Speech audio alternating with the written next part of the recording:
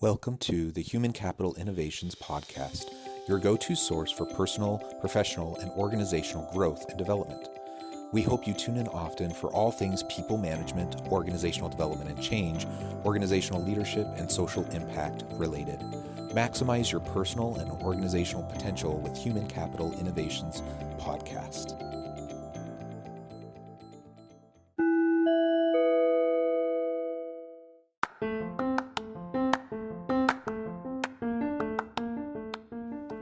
Welcome to the Human Capital Innovations Podcast.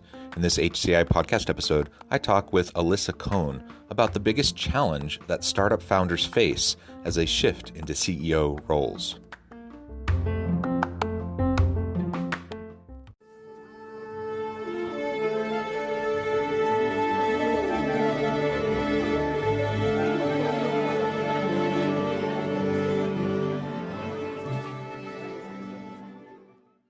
Alyssa Cohn, welcome to the Human Capital Innovations Podcast.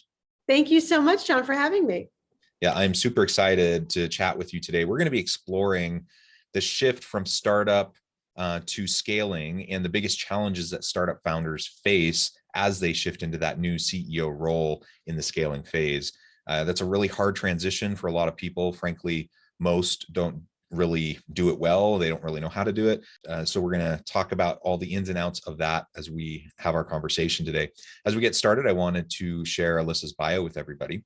Named the top startup coach in the world at the Thinkers 50 Marshall Goldsmith Global Coaches Awards in London, Alyssa Cohn has been coaching startup founders to grow into world-class CEOs for nearly 20 years. She is the author of From Startup to Grown Up, published by Kogan Page, a one-time startup CFO, strategy consultant, and current angel investor and advisor. She was named the #1 global guru of startups in 2021 and has worked with startup companies such as Venmo, Etsy, DraftKings, The Wirecutter, Mack Weldon, and Tory Burch. She has also coached CEOs and C-suite executives at enterprise clients such as Dell, Hitachi, Sony, IBM, Google, Microsoft, Bloomberg, the New York Times, and Calvin Klein. And really, I could go on and on and on because you have such an amazing, illustrious career. But I want to give the floor over to you. Anything else you would like to share and highlight for listeners before we launch on into the conversation? Oh, thank you so much. I mean, just to say that I became a coach to make a difference. And it's really the most important part of my work is that I can touch people's lives and really make a difference for them in a professional context. So it's really powerful to be able to work with founders. It's really an honor to work with entrepreneurs and founders who are changing the world, to be able to work with them and be part of their leadership journey. Yeah, well said. Well, very good. And being in this coaching space and working with founders and entrepreneurs, but also those who are working to scale, why don't you lay out really the crux of your book, From Startup to Grown Up, because that gets at a lot of what we're going to be discussing today. And then we can start to dive in further. I would love to. So my book, called From Startup to Grown Up, is it's about the journey of founder to CEO. So it's divided into 3 sections: managing you, managing them, and managing the business. And then in the appendix are a number of scripts to help you with delicate conversations or difficult conversations. So if you think about the journey of any leader, really, it starts with you. So the first person you lead every day is the one who wakes up in your pajamas. And the point is that you need to think about your triggers, about the things that maybe set you off, the things that you are naturally inclined to, that you would maybe move towards or move away from. And having that self-awareness is super helpful to set you on the right path to be the right leader for the company, kind of wherever you are. The second part about managing you has to do with managing your psychology. Lots of ups and downs in our lives, lots of ups and downs in leadership. That goes double for founders, triple for founders. So really thinking about how do you make sure that you're kind of in the right emotional state all the time and are not susceptible to severe self-doubt or, kind of perseverating. So that's managing you. Managing them is around who do you need to be as a leader in order to get people to follow you. It's also about the tactics, delegation, running great meetings, creating psychological safety, how do you give feedback, and all the tools that you need to be a great manager and leader for your people in service of managing the business, which has to do with making sure that you're putting together dashboards and making sure that you set goals and everybody knows where they're going. It's surprising to me how regularly Founders don't naturally think about how to measure their impact. They're happy if it's going up and to the right. And my point of view is like, well, how do you know it shouldn't be a little more up and a little more to the right? And then, and I also would just say I have 2 chapters in that section around managing your co-founder and also managing your board. Everybody has difficult and delicate relationships around them that they have to think about managing. And certainly for founders, it has to do with their board and their co-founder. And the last part, as I said, is 14 scripts to help you manage or get your mouth around the words of delicate conversations, difficult conversations, like giving difficult feedback, like announcing layoffs, like even just having career chats with people, and then ultimately sometimes firing people, which does sometimes happen. Yeah, so that's wonderful. Thanks for the background on your book, and you lay out a whole bunch of really important elements that are going to be important as we lean into our own leadership. And I like the typology of breaking it down into those 3 categories. That's also very helpful. So with all of those things that you just said, there's lots of things we need to try to learn how to do and to do well. But what would you say is the biggest challenge facing those startup founders as they start to make that shift, as they start to mature as an organization, as they start to grow and scale? Well, I mean, there's so many challenges, but one that comes to mind that's very big is recognizing that you have to let go of the last identity in order to, assume the mantle of the next identity. So one of my clients that I work with, the CEO would do it all hands, super casual, and just, kind of be joking around and even just like make a little bit like sarcastic comments or whatnot. And then after they got north of like 150 people, somebody finally said to him, hey, it's not acceptable anymore for you just to like, just kind of wing it. You're now the leader of a really like real organization. You need to start acting like it. And it's hard for them to sort of see that. The other thing is that there are old timers, people who started with you when you were just 8 people in a room, who don't want you to grow. They like the old casual you. They think, you're getting all formal and hierarchical and bureaucratic. And that can be also have a chilling effect on founders to kind of grow into who they need to be.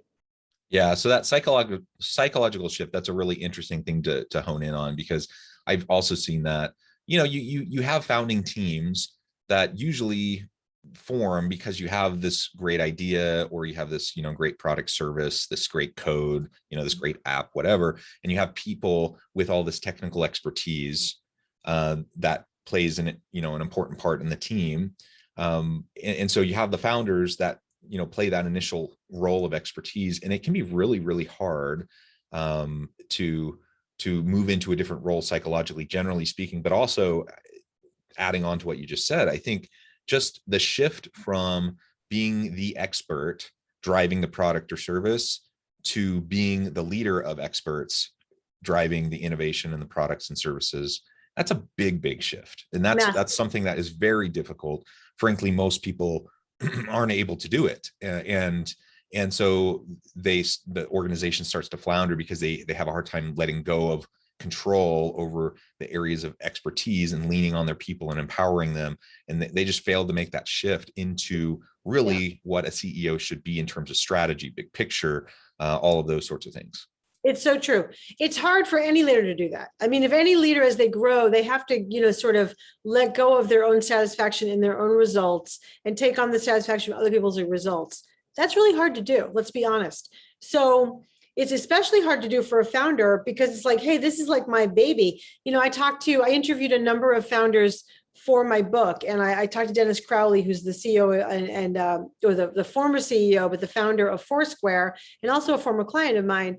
And he talked about his experience learning to delegate. And it was very challenging for him. Like, first you delegate the stuff that you don't really even like, the business processy stuff, or maybe sales or whatever. And then over time, more and more, you're delegating the stuff that actually you feel primarily a part of. It's kind of why you built the business, but you'll never be able to get where you need to go if you hold on to it the entire time. Yeah. And a lot of that comes back to the culture that you want to build within your organization. So again, when it's just the founding team and you have a handful of people in a room together, that's one thing. And don't get me wrong, a culture will emerge anytime you get 2 or more people together. A culture will emerge within that group. Mm-hmm. But it's one thing when you're all just kind of together and you're working closely together, and then over time you start to grow the team and you start to have people reporting to you. And now all of a sudden you're not all in the same room.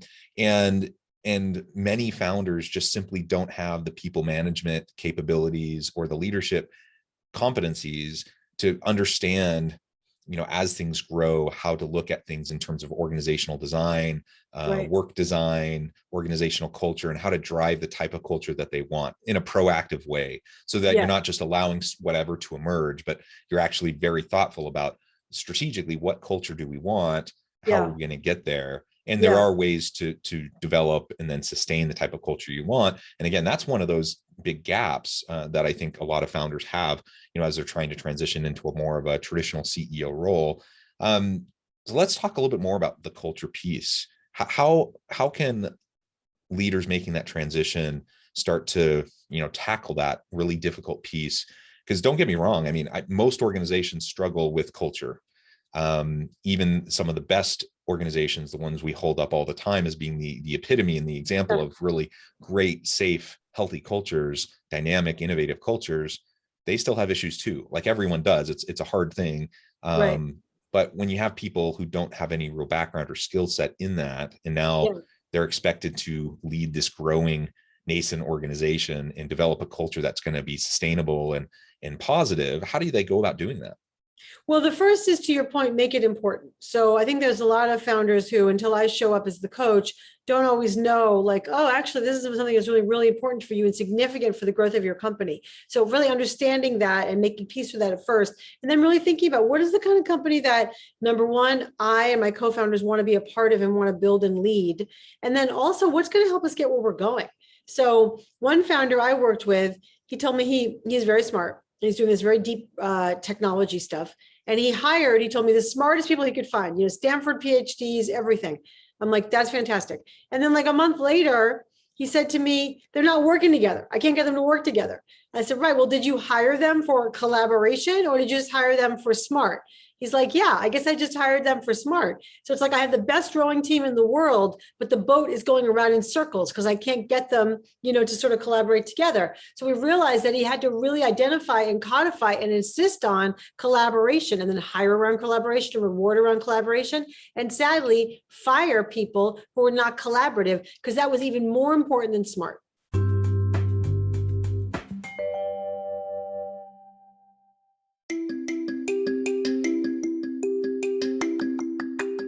I'm excited to announce the publication of my new book from HCI Press, Bluer Than Indigo Leadership: The Journey of Becoming a Truly Remarkable Leader. Early in my adult life, I learned about an Asian proverb that translates as bluer than indigo. If you think about the color indigo, it is a brilliant, deep, and vibrant blue, what some would call the bluest of blues. To have something that is bluer than indigo is rare and truly remarkable. Contrary to popular myth, there is no one-size-fits-all or cookie-cutter approach to effective leadership. There's no silver bullet, no secret sauce, no go-to model that will solve all of our problems. The truth is, great leaders have all had their unique strengths and flaws, and have all had to discover and then pave their own distinctive path in their life's journey to fulfill their leadership potential. Bluer Than Indigo Leadership will help you discover your own path and explore those ordinary, everyday actions that will help you respond to an uncertain future and produce extraordinary results for individuals, teams, and organizations.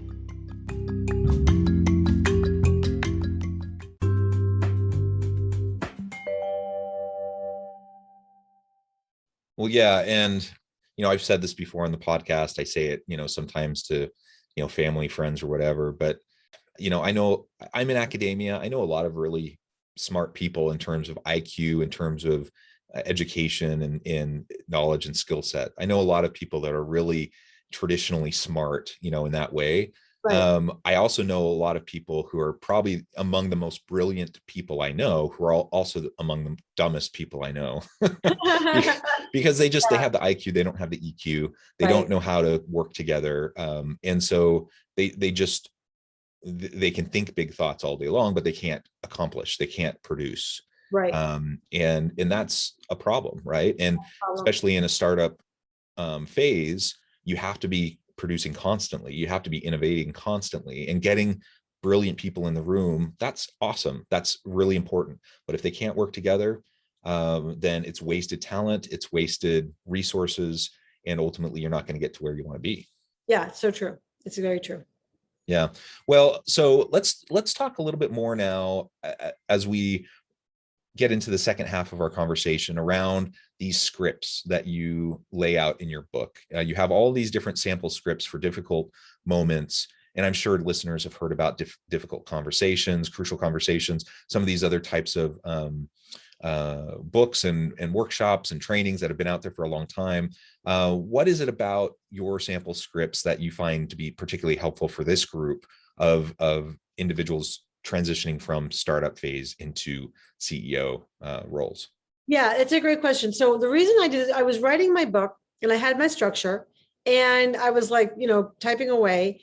And I just was remembering how this is a normal thing that happens. I'll be on a Zoom call or in a meeting and an in-person meeting with a CEO. And we'll finally get to the point where he'll realize, okay, I'm ready to have that conversation with that person. And it may not even, it might be delicate. It might be, you're a great employee and I'm bringing in a leader on top of you and it's going to be a good experience for you, but I think it's going to feel difficult for you, right? Like that's not even like a bad conversation, but it's delicate. You got to handle it. So we finally get to the point where he's on point to say it. And he's like, oh, I don't know what to say. And then I'll say, well, why don't you just say, and then I'll tell him what I think you should just say. And I see him scribbling furiously, like we're on video. I'm like, well, you can record this. He's scribbling to say that again. So after that happens over and over again, you kind of get the sense that actually that's kind of valuable, that people find my, recitations of how I would say it valuable.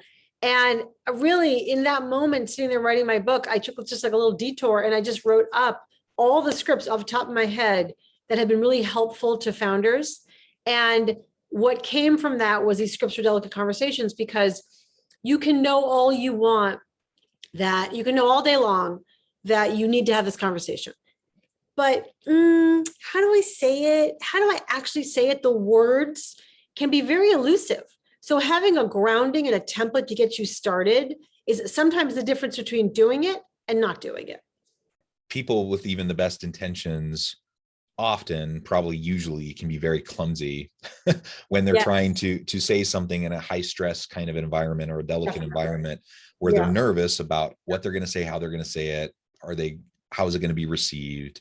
And that heightened level of anxiety and stress just increases the probability that you're going to put your foot in your mouth or say something that's not terribly effective, regardless of how good your intentions might be, or however, you might even practice and want to do it. But unless you really put in the time to think through what you're going to say, how you're going to say it, why, and actually rehearse it, practice it over time, you're probably not going to get it right the first time. And so while I'm not, suggesting that we need to like memorize scripts, that would feel inauthentic and that would feel formulaic and robotic, and that wouldn't come off well with people. But we do need to really take the time to rehearse and think through things. And then over time in our role as leaders, we're naturally, organically just going to have more and more opportunities for those types of conversations. Totally. And so we will get the practice. Right. We will grow into it, and we'll increase our ability to deal with those kinds of situations, so that we're not feeling the physiological, anxiety and stress around dealing with those kinds of situations, so that we can be a little bit more clear-headed and say what we want to say in a positive way. So true. And to your point about memorizing, I really agree. But preparation is the most important of anything. And you have a high stakes leadership event, whether it's you making a presentation, whether it's a specific kind of meeting, whether it's a delicate or difficult conversation, anything that's important, it's worth practicing in advance, role playing in advance, preparing, because that's going to help you get the most out of that moment. And I should say, it's also fine to have notes, right? Mm-hmm. I think that's always something that's interesting to me, is people feel like there's something wrong with having like a little note card on their desk in front of them, or, you have your stuff around you anyways. If you're meeting with somebody, there's no problem in just having a few bullet points of like, these are the things we want to cover. Right. And that's fine. So especially as you're learning and leaning into it and trying to get comfortable with these types of difficult moments and critical conversations, you use some notes, practice, Totally. prepare, all Yeah. of that will be helpful. And it comes back to what we were already talking about. And that is, what kind of culture do you want to create Right. within your organization? Do you want an accountability culture, mutual accountability and trust? If so, you can't avoid these conversations. It Right. is such a common thing that leaders, because they're uncomfortable, they're unwilling to broach these difficult subjects with their people, and then they start to come up with all these justifications for why they're not going to have the conversation. Totally. Yeah. They start to come up with excuses, and they start to think, well, the person should know. They should know this is a problem. They should already understand. I haven't said it explicitly, but I've implied it many times, or I said it to somebody else, so they should have picked up on it. Like, we tell ourselves these things Totally. That's right. all the time as excuses to get out of having these difficult conversations, Yeah. and not realizing that people aren't always connecting the dots. Yeah. Most of the time, people aren't connecting the dots unless we're being They really got their own explicit music with them.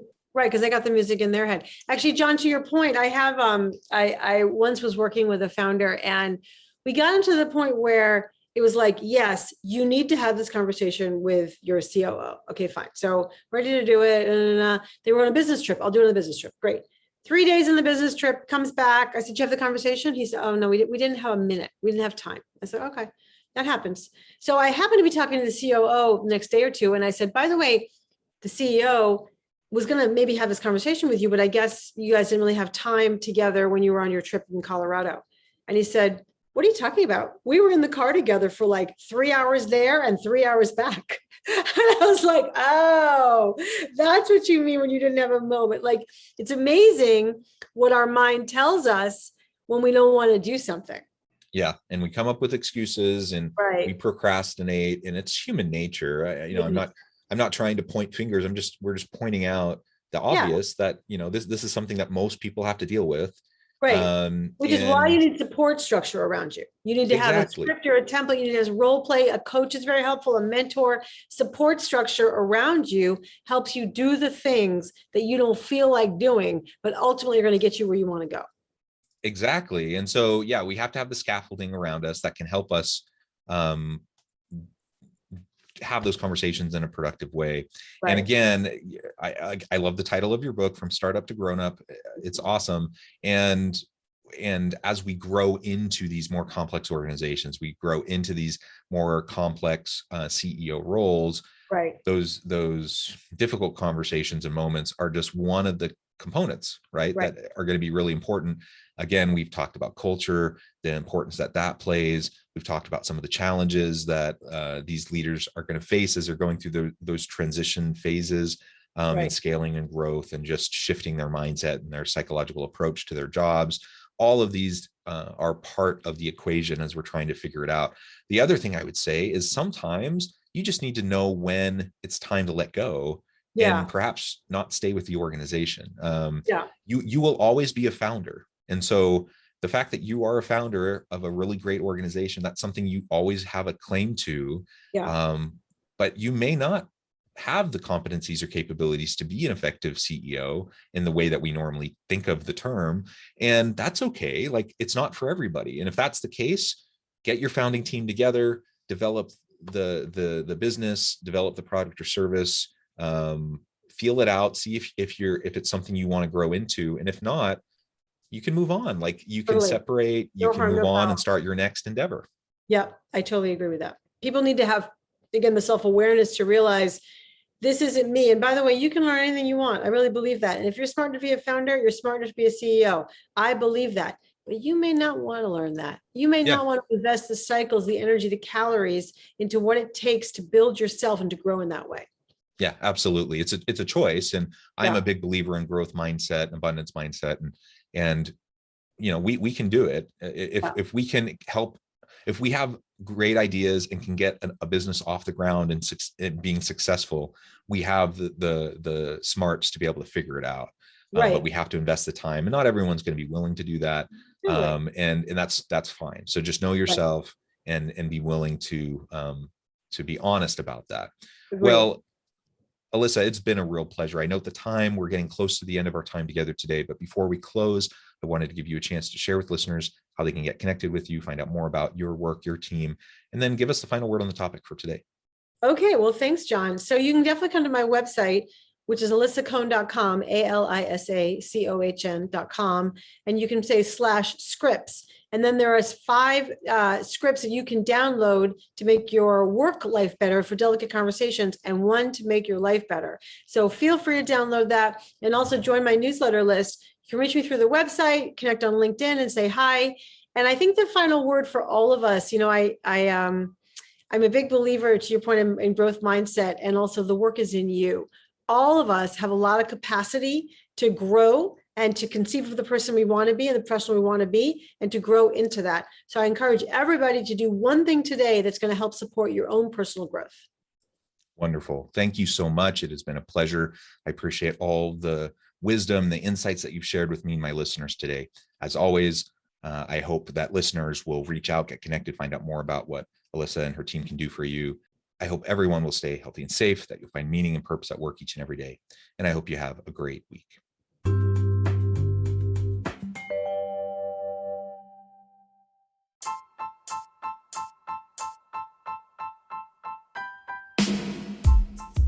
The alchemy of truly remarkable leadership. Ordinary, everyday actions that produce extraordinary results. Consider how the nature of work has shifted over the past 50 years. With increased globalization, rapid technological advancement, and the shift in economic composition, the average job of today looks very different than the average job of 50 years ago. What will the jobs and organizations of tomorrow look like? Moreover, what does this all mean for organizational leaders? What are the core competencies and capabilities of organizations and their leadership that are prepared for continued disruption and geopolitical and socioeconomic shifts? Regardless of what the future holds, increasingly, leaders need to be socially minded, data-driven, decisive, champions of talent, and disruptors of the traditional notions of leadership, teams, organizations, and work. The alchemy of truly remarkable leadership will help you to explore your own leadership competencies and capabilities and consider ways to apply and implement them into your workplace and personal life.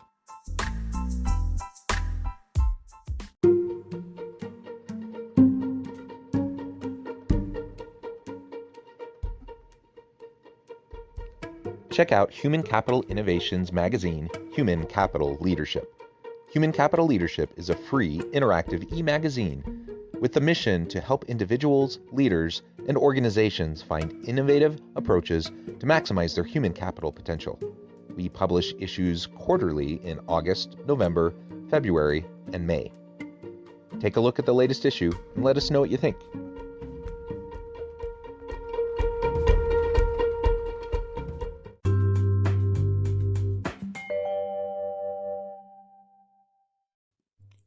Thanks again for joining us for this episode of the Human Capital Innovations Podcast. I hope you stay healthy and safe and that you have a great week.